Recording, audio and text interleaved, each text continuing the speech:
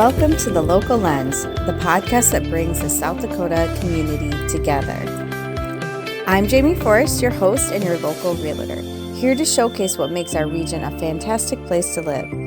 Join me as we explore vibrant local culture, highlight community events, and provide valuable insights for homeowners. Whether you're a current resident or considering a move, The Local Lens is your go-to source for everything in South Dakota.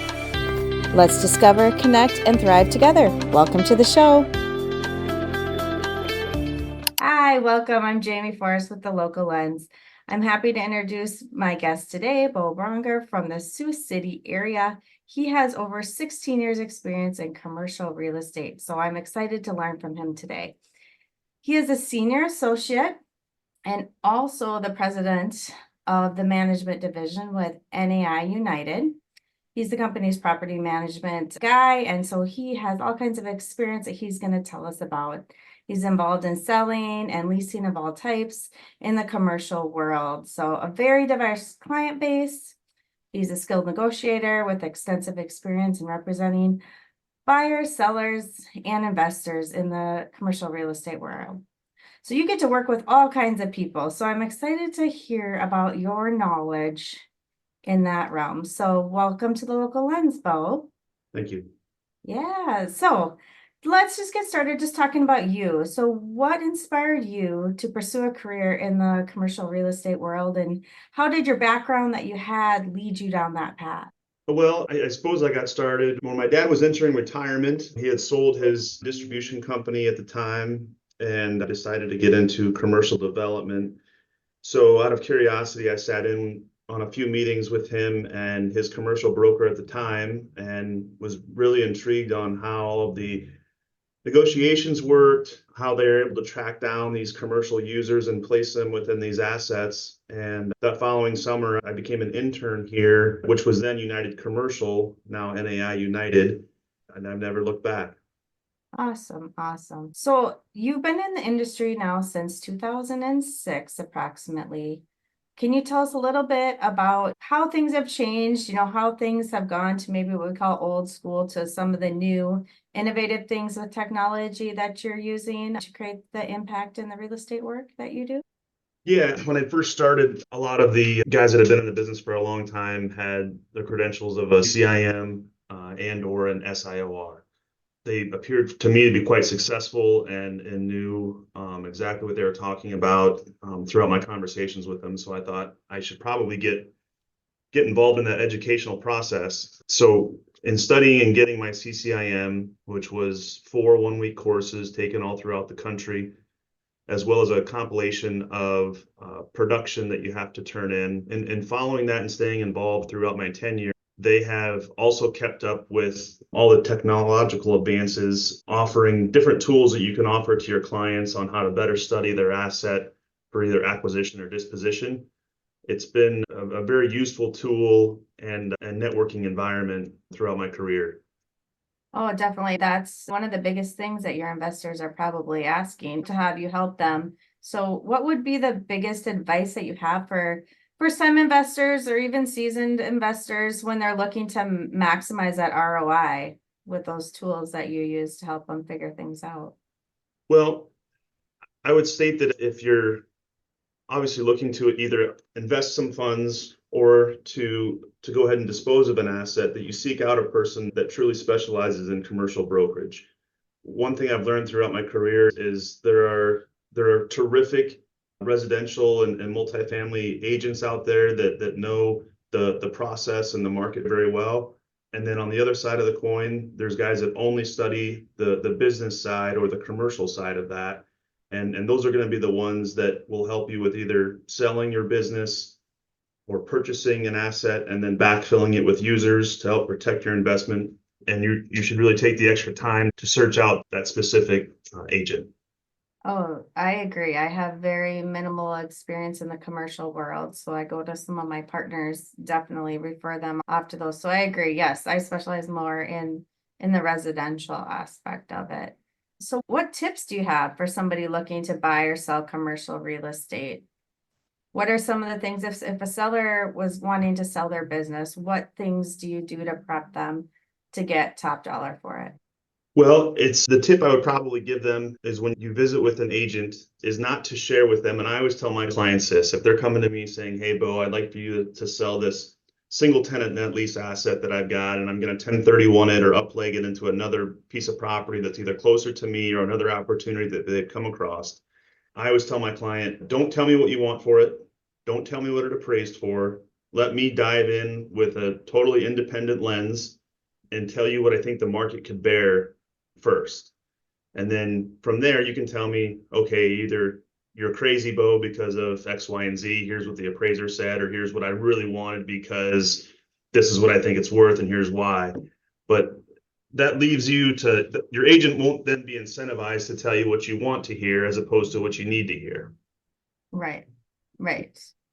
Yep, and sometimes you get unrealistic expectations. I feel like when you do have that bias that you're trying to meet your client's goals, but when the market really isn't going to bring that, then they get these unrealistic expectations. Makes sense, makes sense. How about on the buyer side? Is there certain figures that you use? I know I've sometimes heard of the 1% rule, more like in, rental type of businesses. Is there any things that you would give for buyers on what to look for on a investment property? Well, let's take, for example, a strip center that has users within it. The something I've noticed over my tenure is that cap rates, especially in the Midwest, have adjusted quite a bit. 16, 17 years ago, people were not pursuing anything less than a, say, 8% cap rate. Now, in some of these A plus properties, people are buying things as low as a 6.25 cap rate. Well, that provides a challenge because you can't get money that cheap. And so it depends on A, your leverage against the property, and B, what your risk tolerance is going to be. So sitting down with your commercial broker and letting him run his models against it to see if it's something that you could tolerate as an investor, perhaps if there's some value add items that they could advise you to put into the property. These are all things that it's a process that should be followed and taken strategically as opposed to rushing in full speed into an opportunity like that. Yeah, yeah, I can definitely see that. So when you were talked a little bit about, obviously the interest rates and things have changed with money and investment. What are some of the other big challenges you see in the commercial world right now? Well, our area, it's very challenging for food service establishments. A lot of the EPA and sewer rate regulations that are coming down the pipe are wanting to make sure that wastewater that leaves a facility has been properly filtered and before it goes into the wastewater treatment plant. What I'm getting at is that there's a lot more upfront investment that a restaurant user is going to have to make now than they ever used to. And that would include putting in grease trap interceptors, making sure that they're following all the compliance schedules for turning in those timelines and when they have those traps pumped out. And these are things that even 24 months ago, a lot of these food service establishments didn't even build into their model. And now they're getting hit with it and just struggling to stay afloat. Okay, yeah, rules are ever changing, and to keep up with that, I'm sure is a big part of your job with between city, county, state, because you're all over the place. I see you doing things in South Dakota, Nebraska, Iowa. You're you got your hand, well, obviously right there by all the borders, but I saw you're doing some things over in Pierre, you're kind of all over. So how do you keep up with all those rules of the different states? Or just research it one by one when you have a property in that area? Yep, just take each case on an individual basis and dive in. We've got a great team here in the office that if I need an assist with finding out, what regulations coming down the pipe for a certain user, we'll have that researched and then I can get back to the client within a few days with an educated response. Awesome. So obviously real estate agents were busy. How do you manage your work-life balance? Because it looks like you're on boards and you do all kinds of things in the community as well. Well, that's a good question. I think I just figure it out day by day, trying to make sure that my clients are getting the best service that they can. Trying to figure out times when if something isn't of an immediate need that I don't have to address it when I'm with family.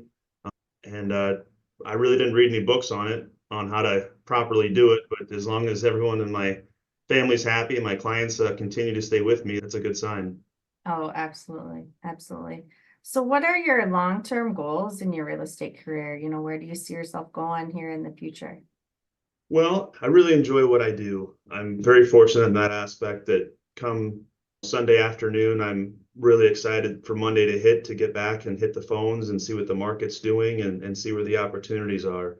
I'm still having fun doing this job, and I suppose I'm going to keep having fun and keep trying until I get it right. I've Hmm. heard an old cat say one time, and I don't have any immediate plans or succession plans at this time, but I'm enjoying what I do.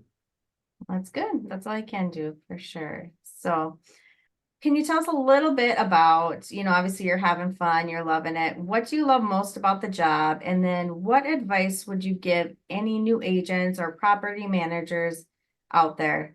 Because we all know it can be stressful, like to keep the fun in it and keep loving it. I love every day is different. You make your own schedules. You can work as hard as you want. But the hard thing to remember though too is that there's only so many hours in a day, and you've got to try to find that balance in there that keeps everybody, including yourself, happy. Mhm. Any advice to give to somebody that's first getting into the business? I would say to get as educated as you can and pursue those accreditations early on in your career. The ramp up time on the commercial side tends to be 2 to 3 years before you can really start to tread water.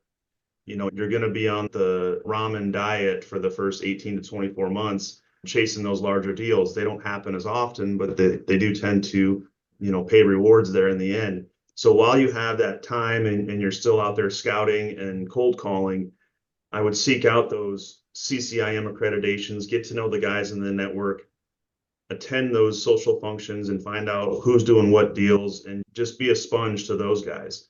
When you come out on the opposite end of that, not only will you have the education and be able to communicate accurately and effectively with your client, but you're going to know the guys that are doing the other deals here in the market, and it'll be a great conduit to feed deals back and forth with.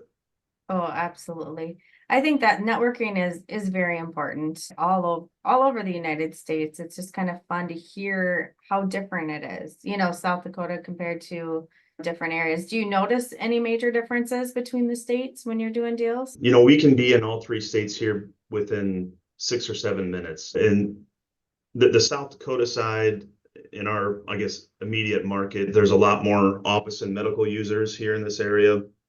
Sioux City is going to be, south side of Sioux City is going to be more of your industrial area. There's an east side of Sioux City that's very retail oriented. And then Nebraska is a melting pot of all of those as well. So staying vigilant and all those arms of commercial real estate is really important. Awesome. Awesome. All right, Bo, we're going to wrap it up here. Can you let everybody know the best way to reach you if they have any future questions about the commercial real estate industry in the Sioux City area? Sure. My email is real simple. It's just my first name, BEAU at NAIunited.com, or I can be reached at 712-224-2727. All right, awesome. Thank you both for being here today on the Local Lens, and thank you out there for tuning in again. We'll see you next time. Thanks, Jamie.